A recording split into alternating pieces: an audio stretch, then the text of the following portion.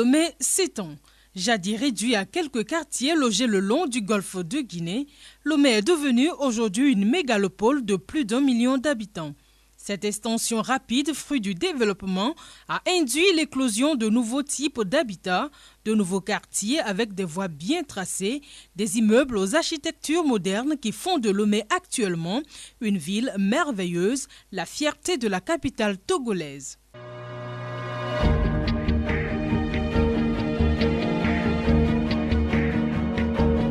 Cette évolution ne respecte pas nécessairement les normes requises. Depuis 30 ans, date du dernier schéma directeur, les périphéries de la capitale se sont développées de manière totalement anarchique. Les habitants, obsédés par la seule idée d'avoir une habitation, poussent les limites de la ville le plus loin possible. Agbata Lanzo, Agodeke, Avepozo, Darakope, Dongbeli, Bogan, Devego, Olibokope et Tamani sont les nouveaux quartiers de Lomé situés sur les rives du fleuve Zior dans ces derniers instants vers l'océan. La prolifération de maisons d'habitation qui ont connu un essor vertigineux depuis la fin des années 90 dans cette zone connaît depuis quelques années un ralentissement et pour cause. Depuis 2007, l'apparition de ces insectes remonte à 2007. Ils sont très petits et pratiquement invisibles. Le temps de voir là où ils piquent, ils s'envolent. Nous avons cherché sans trouver de solution. Selon quelques indiscrétions, ce sont les passages des bœufs dans la zone qui ont amené ces insectes. L'insecte s'est emparé de toute la zone, toute la population, y compris les enfants. Nous avons des plaies. Nous ne savons plus quoi faire. Certains ont carrément abandonné leur maison. Ils ont depuis abandonné leur maison. Khlevi est le nom donné par les populations à cet insecte célèbre par sa taille, toute petite, mais surtout par la violence de sa piqûre. Désormais bien connu dans le milieu où il se répand à un rythme exponentiel, Khlevi fait compagnie avec ses hôtes durant toute la journée et ne les quitte que la nuit pour les laisser dans les bonnes mains de Dame Anophel. Il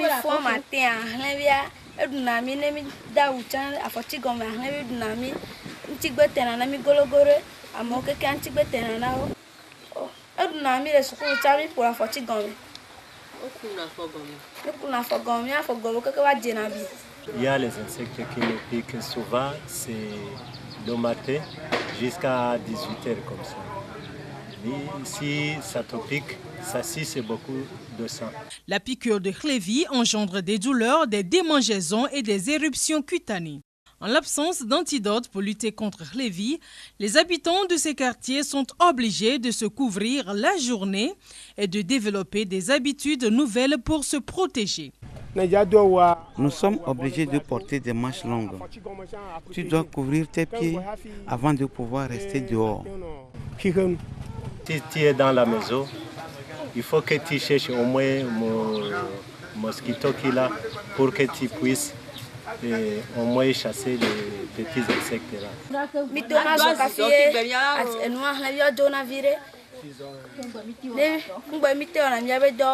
Ce nouveau mode de vie induit des conséquences économiques, sociales et sanitaires chez les riverains du fleuve Zio qui crient à la détresse. Sans mentir, quel travail peux-tu faire facilement dehors? Tu ne peux pas, à moins que tu allumes la nuit. Khlevi nous pique vraiment.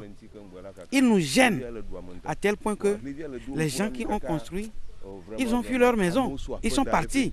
Les quartiers devraient avoir plus de population. Mais à cause de Khlevi, ils ont déserté les quartiers. En résumé, Khlevi nous cause un grand tort. Si tu es dehors pour faire un travail, tu es obligé de le laisser et t'occuper à chasser Khlevi. Cela nous fait vraiment mal, surtout qu'ils envahissent la zone. Nous n'avons pas la paix. Nous avons perdu nos clients à cause de cela. À cause de Khlevi, le quartier est déserté. Nous supplions notre président de se pencher sur ce problème. Mais les nuisances ne sont pas uniquement d'ordre économique et social. Mon bébé était dans le berceau là. Son frère s'amusait de l'autre côté. Je suis partie pour aller prêter de l'argent à une amie. À mon retour, on m'informe qu'une intercelle de feu que j'ai fait pour chasser Hlivi a brûlé le berceau et l'enfant. J'ai perdu mon bébé comme cela.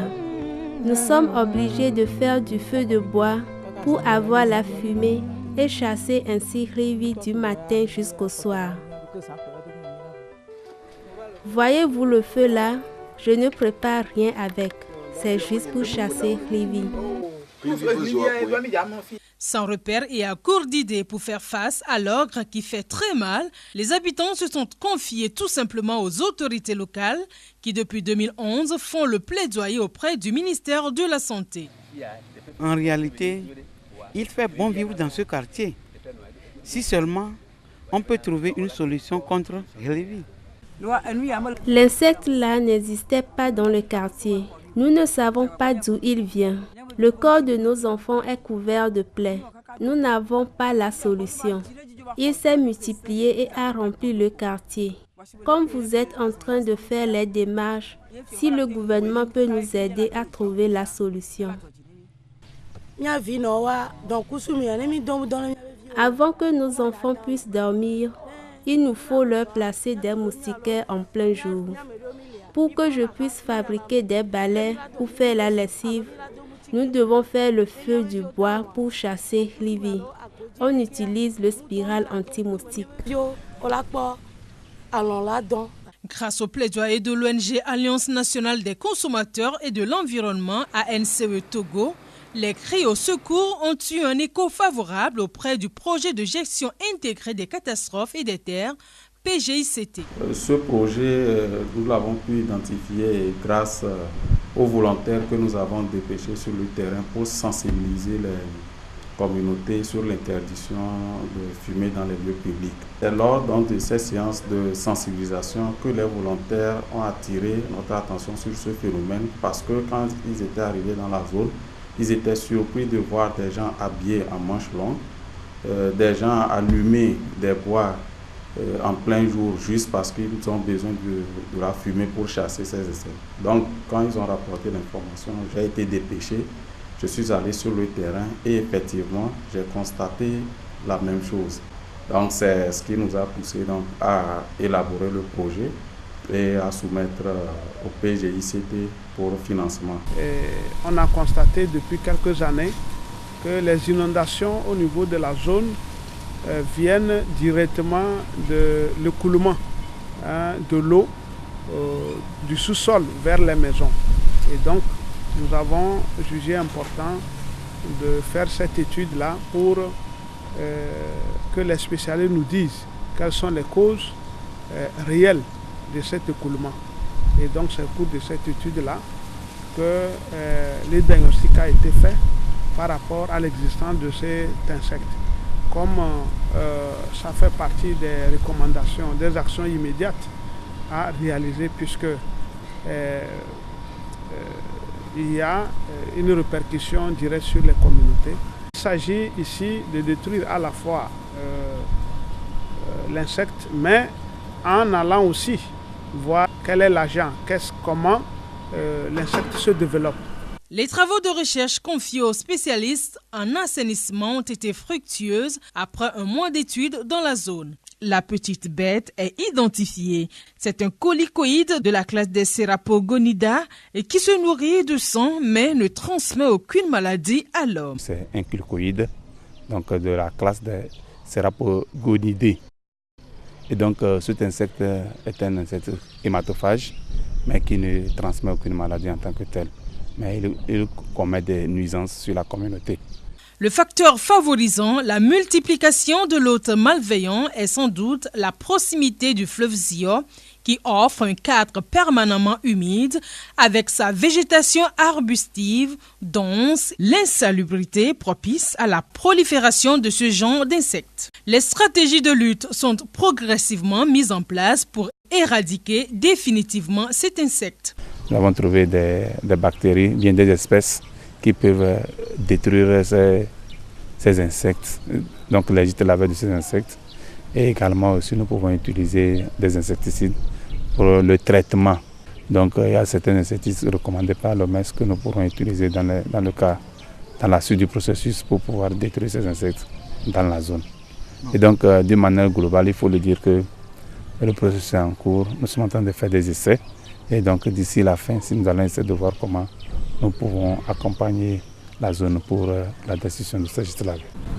Nous avons eu à nous assurer à travers le ministère en charge de la santé et l'OMS que les produits qui vont servir pour la désinfection, c'est des produits qui n'ont pas de répercussions sur la santé des populations. C'est une étape extrêmement importante. À quand la fin de ce mal? Voilà la grande interrogation des populations victimes.